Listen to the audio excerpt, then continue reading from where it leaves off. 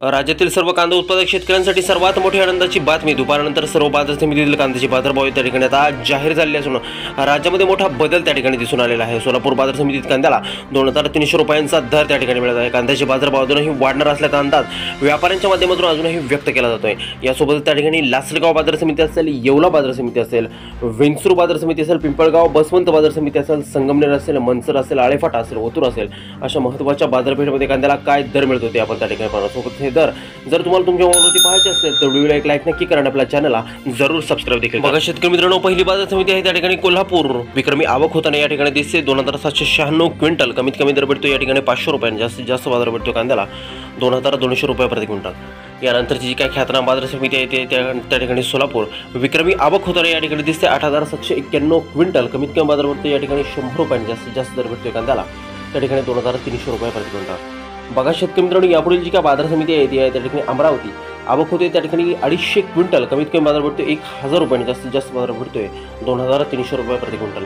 सलग दुसऱ्या दिवशी अमरावती बाजार समितीमध्ये कांद्याची बाजारभाव त्या ठिकाणी वाढलेले आहे. यानंतरची बाजार समिती आहे त्या ठिकाणी मुंबईचं वाशिम मार्केट. विक्रमी आवक होताना या ठिकाणी दिसते. 7,473 क्विंटल. कमीत कमी बाजार भेटतो 1,000 रुपयांनी. जास्तीत जास्त बाजार भेटतोय 1,900 रुपये प्रति क्विंटल. बघा शेतकरी मित्रांनो, यानंतरची जी काय बाजार समिती आहे ती ख्यातनाम बाजार समिती पिंपळगाव बसवंत. विक्रमी आवक या ठिकाणी रोज असते.